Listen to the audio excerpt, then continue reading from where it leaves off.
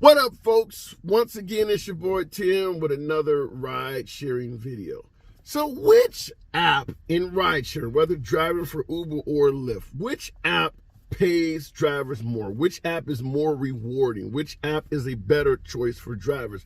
That's what we're going to talk about today. And I do encourage my veteran drivers in the comments to state which app pays the most in your market and state your reason why.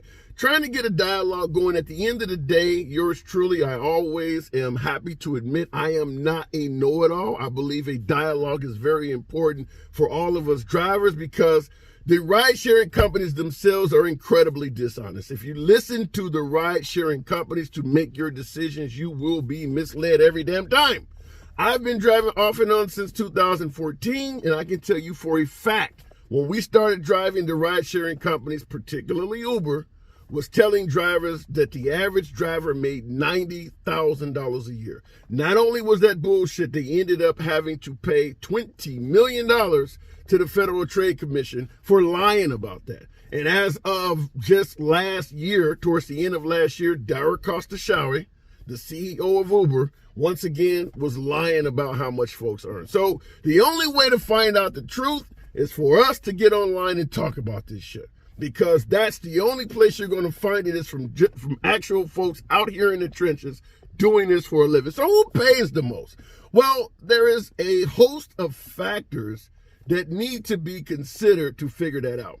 Because the answer is actually market specific, meaning there is no one company that you are better off rolling with all over the nation. Every single market, the answer is different for a host of factors, starting with base fare. Now, the base fare, which I often say is alone is not worth driving for, but it does factor into the equation.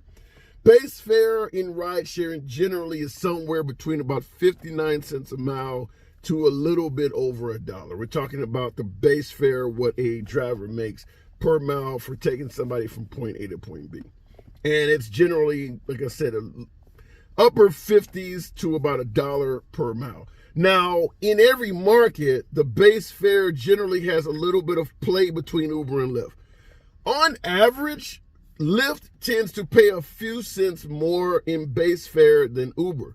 But that does not mean that Lyft is the company you should always go with because of the second factor. The offerings being made by the particular ride-sharing companies, such as earnings guarantees, streak bonuses, surge pricing, different things like that that are going to be offered in addition to what you would normally make. Meaning that, let's say you go to one town and Lyft is paying 3 cents more per mile than Uber, but Uber during the rush hour seems to have these 4 or 5 time streaks that Lyft does not have. You're going to make a hell of a lot more money driving for Uber, even though the base fare is lower. So that's something that needs to be taken into consideration. What the hell are these companies offering in addition to their base fares? So that's going to change from market to market. Now, keep in mind, there are bigger cities like Chicago and DC and things like that, Los Angeles, where every rush hour, there's going to be surge pricing offered. There's millions of people in the metropolitan area. They're all requesting rides. A lot of them are at the same time. So there is big surges happening. However, there are plenty of towns where you may not see this at all. Boise, Idaho, or you're in Spokane, Washington somewhere, you may not see a surge price period ever. Once or twice a year when there's a big concert or something like that. But other than that, you may never see that. That's why I'm stating that this information is market to market specific. In addition to promos, earnings guarantees, surge pricing, streak bonuses, and things like that they provide above the fares, there are other issues you need to consider, such as which service is most popular in your area. Meaning, once again, let's say Lyft is paying 3 or 4 cents more per mile than Uber, but in your area, the vast majority of citizens catch Uber rides versus Lyft. So even though Lyft is paying 2 or 3 cents more per mile, you may log into the Lyft app and not get a trip for a half hour or two. Whereas on Uber, you're getting them right and left. So in that case, even though you're making a little bit less with Uber, Uber is certainly going to be the place to be, because sitting there with your car idling, running, air conditions on in the summer, heat on in the winter, all of that's costing you money. You don't want to sit very long in ride sharing, and you certainly do not want to drive empty much, because all that costs you money. So you do want to stay busy while you are logged into the app. So certainly figure out which app is the most popular in your area. We're going to be talking about that in the comments with veteran drivers, because every market is different. And there are plenty of new drivers that watch these videos. I appreciate that. I love the support. For all you guys who are watching, subscribe to the channel. But every single market is different. And for the new drivers that are watching and are considering, well, I'm out of work right now and I want to consider ride sharing. I live in Bismarck, North Dakota. What is it like here? Well, some of the comments have helped folks. I've gotten messages, behind the scenes messages and things like that. So do appreciate the support. In addition to which service is the most popular in your area, last but not least, the type of damn customers that get in your car to begin with. Meaning, maybe in your market, the Lyft customers tend to be more impoverished. You're picking them up from the hood. You're picking them up from trailer parks. The Uber customers, you're picking them up from a high-priced part of town, picking them up from clubs and things like that where the cost is a premium. You may prefer the wealthier passengers because maybe they tip more in your market. Now, that's not to say that wealthier people tip more than poorer people. That shit is not always true. Oftentimes, people who work in the service industry are quite familiar with the value of a tip. Meaning, I would much rather pick up a scripper, if you know what I'm saying, as opposed to a businessman.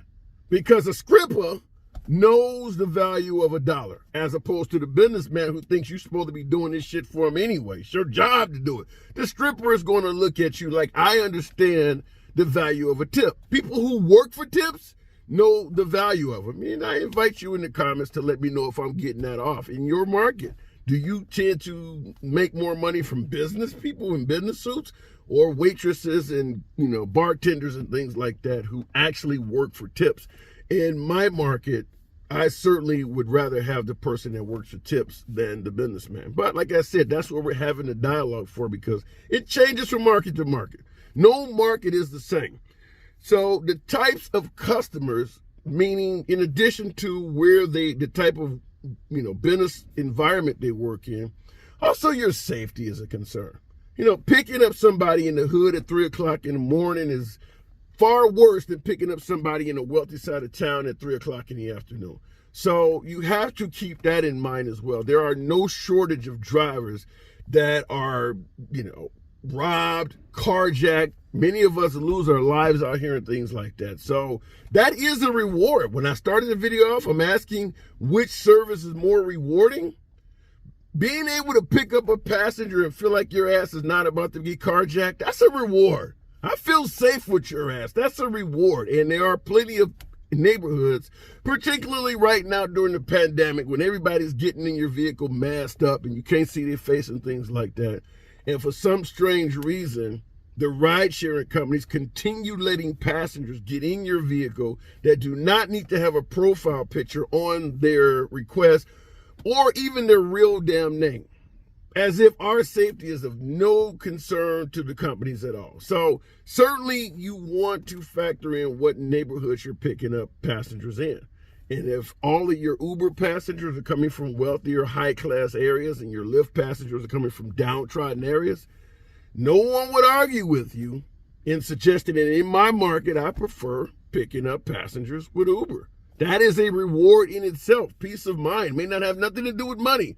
Maybe you may even look at it like that I might make a few pennies less with Lyft, but my peace of mind is worth money. I understand that. So in your market, we're going to wrap the video up by asking my veteran drivers, that I always appreciate you guys responding and showing love in the comments, but in your market, if you will, for my veteran drivers, which service do you believe is better? Which service do you prefer? Now, we all log into both apps.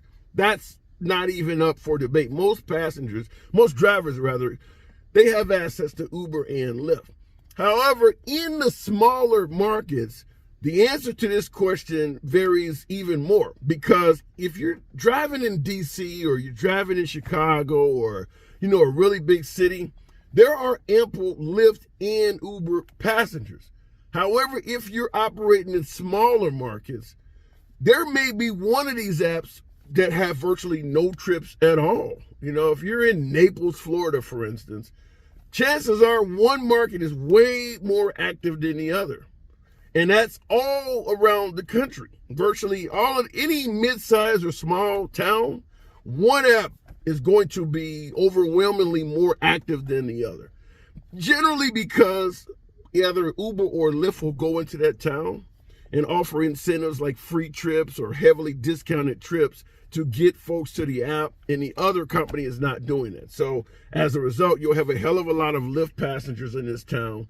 You go to Colorado Springs, Colorado, somewhere like that, and you're not going to have big surges like you have in Los Angeles. They don't have the rush hour. And that is the vast majority of markets with Uber and Lyft in this country, is they don't have big surges, big earnings guarantees, and things like that. So I would like for my veteran drivers in the comments, helping out newer folks. Like I state all the time, there are newer folks that watch these videos, and you can help them out.